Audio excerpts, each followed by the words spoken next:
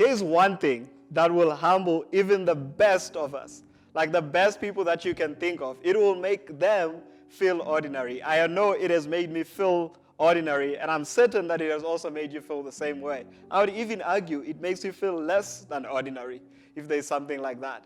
And that is failure. Man, I don't care who you are, where you've been, what you've done, you've failed at something. It could be failing at a relationship, like that girl that you pursued really hard and then she ended up saying no. Or that sports team that you wanted to get into and you didn't end up getting into, or you didn't win the game, or whatever it may be. Or it could be in academics as we head into exams right now. Failure haunts every single one of us, which is why today, on the third installment of Anything But Ordinary, that's what we are talking about. So with that said, my name is Wanga, and welcome to Blazeyouth.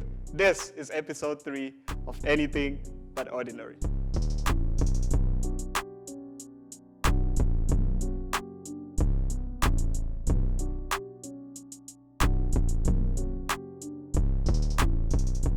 So, guys and girls, on this one, I'm going to have to be very, very vulnerable with y'all, because when it comes to this topic of failure, to be honest, I have failed quite a lot. Like, I could not think of the number of times I have failed. I think I'm still failing at things, and I think I'm going to still fail at a lot of stuff.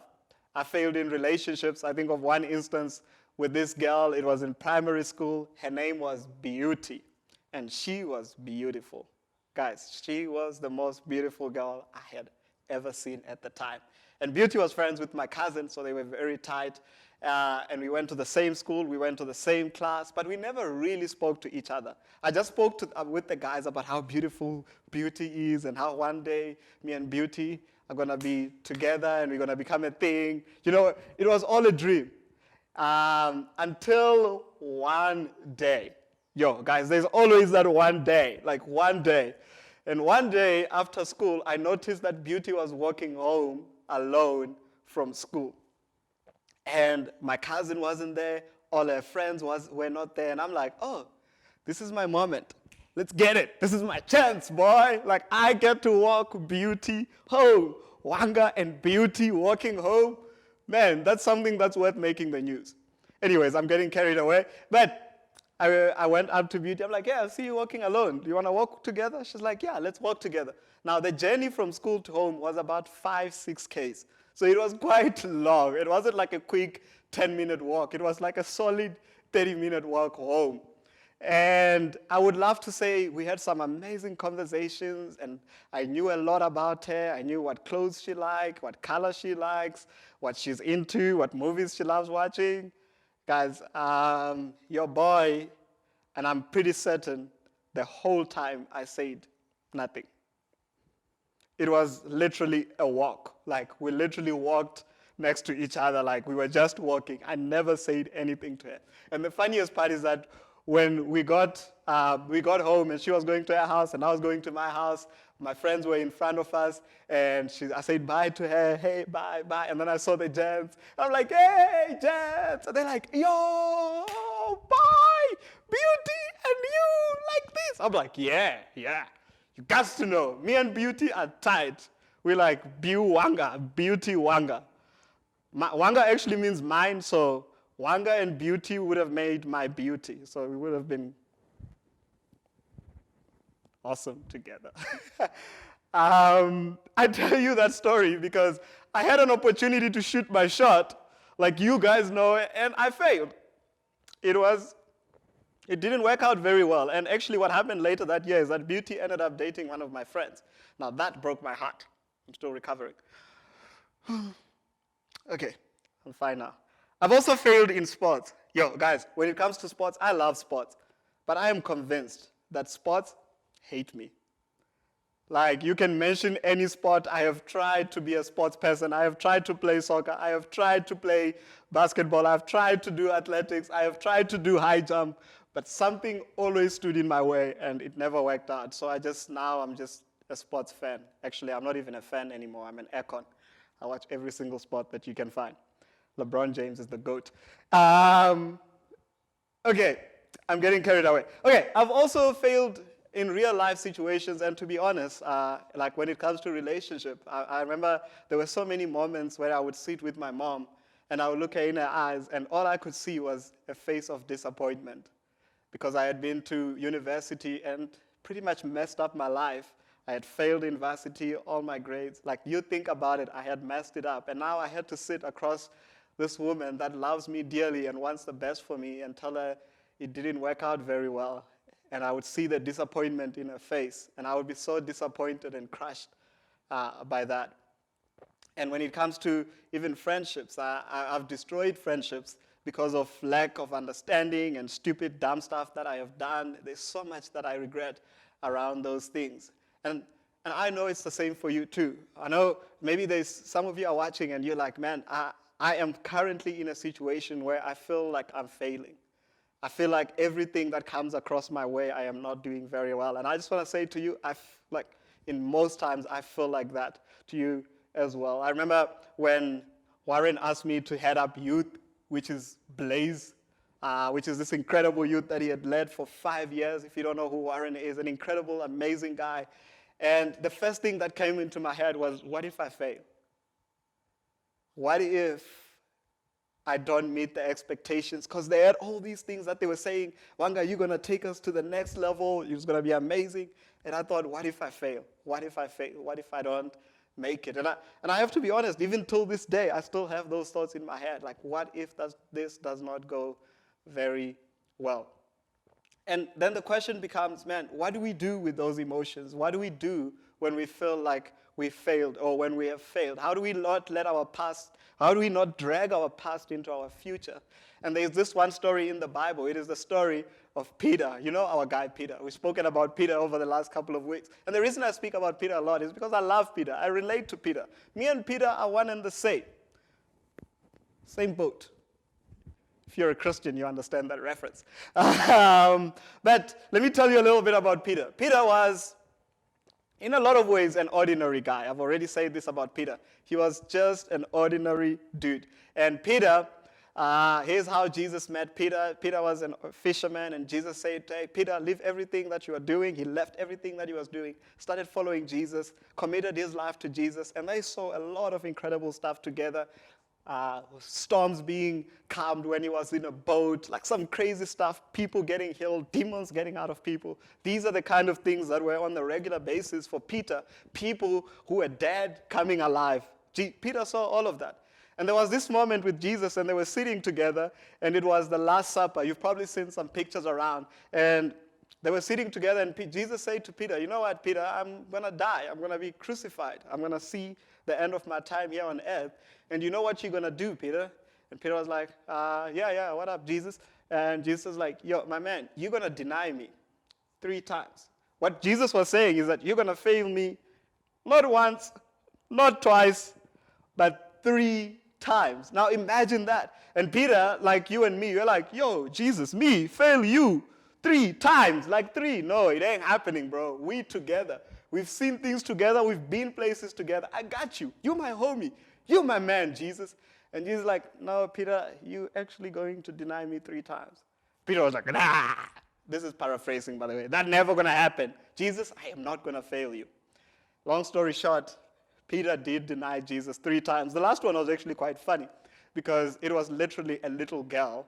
And a little girl came to Peter and he said, hey, I know you from somewhere. Aren't you that dude? Peter, you that dude that was hanging out with Jesus, right? Like little girl. Like maybe the other times he was scared of the people and they were soldiers or whatever. But this time was a little girl. It's like, yeah, you're that dude. And Peter's like, me? That dude? Nah, bruh. I ain't know who Jesus is. I've never hung out with that dude. Like, that dude is trash. Okay, he didn't say that part. But the moral of the story is that Peter denied Jesus 3 times. And the question becomes, how does then Jesus respond to Peter in that situation?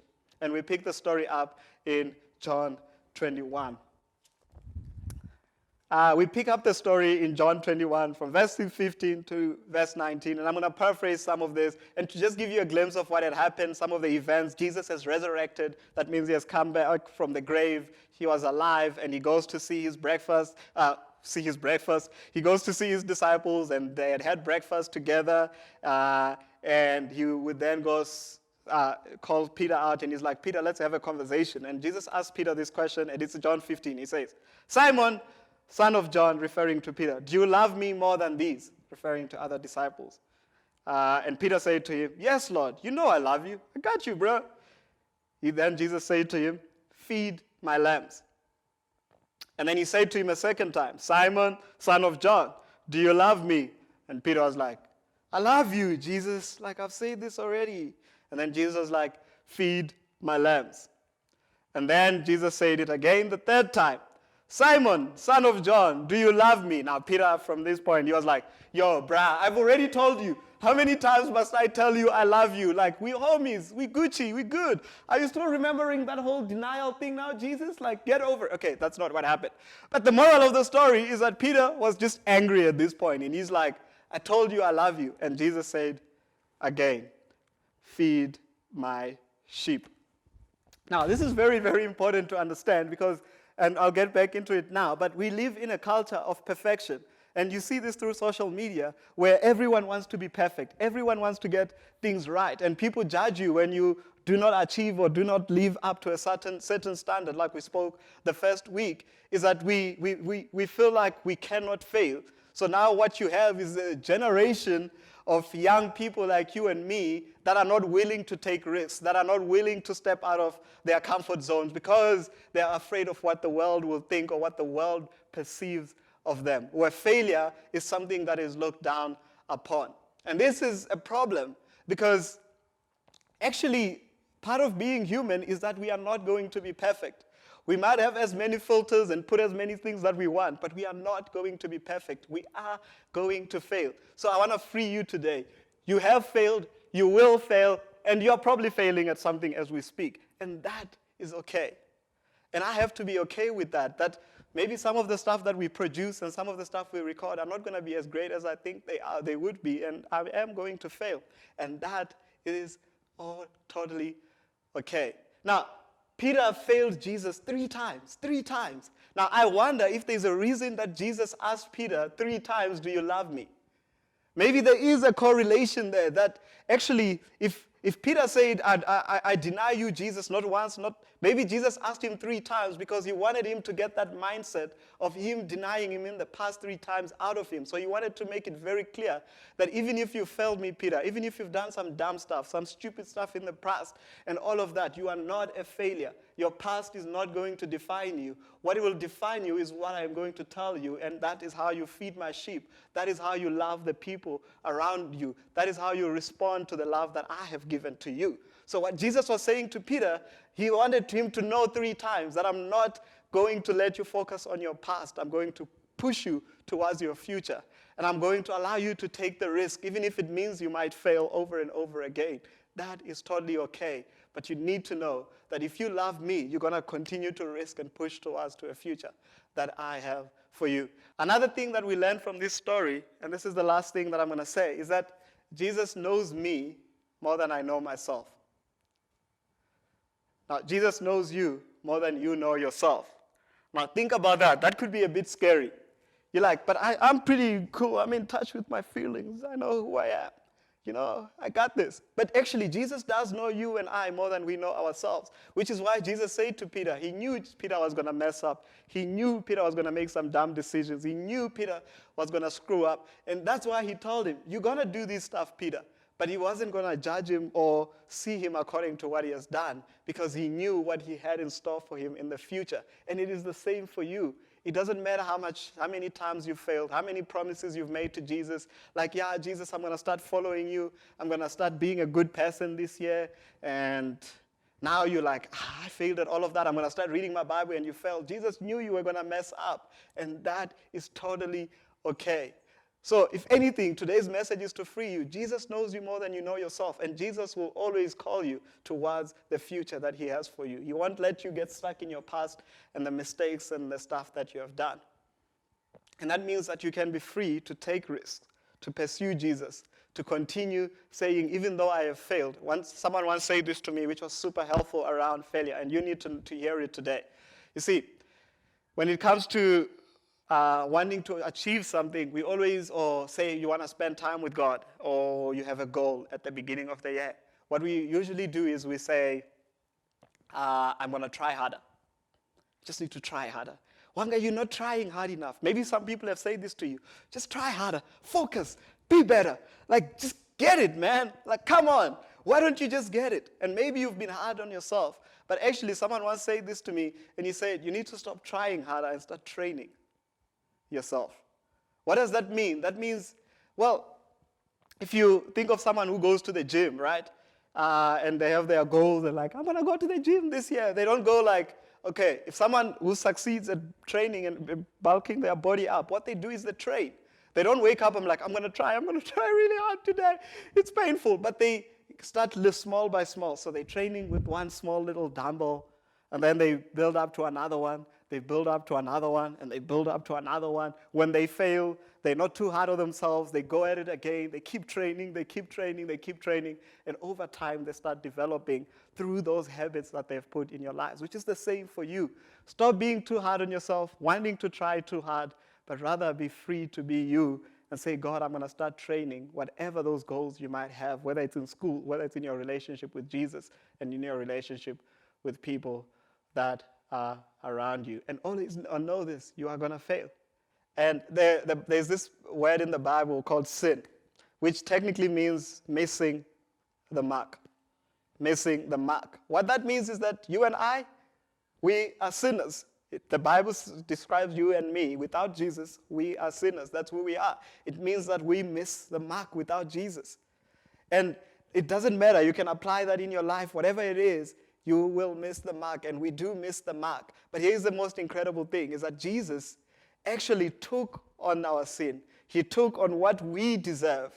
Us being failures, he took all of that onto him on the cross and died so that he could have it, so that we could be reunited into a relationship with Jesus. It's not about working hard to become better. It's not about trying hard. It's about actually understanding that you've missed the mark, and because you've missed the mark, you are reunited to that mark through a relationship with Jesus, and you continue to train yourself. You don't continue to try, you continue to train yourself to look more and more like Jesus. You, my friend, and myself are a work in progress, and we should be okay with that, because one day we'll see Jesus, we'll meet our Maker, and we will look a lot more like him. But what we cannot do is settle for anything that is less. When we fail, we need to learn to actually say, God, I'm not going to try harder. I'm going to train myself. I'm going to develop habits that help me become a better person and a better version of myself, the kind of person you've called me to be. So that is it for me today, and I am so excited to see how you guys start training to become more and more like Jesus. This was episode 3 of Anything But Ordinary. Check y'all next week. Okay, I'm going to call Beauty now. Where's my phone? Cut.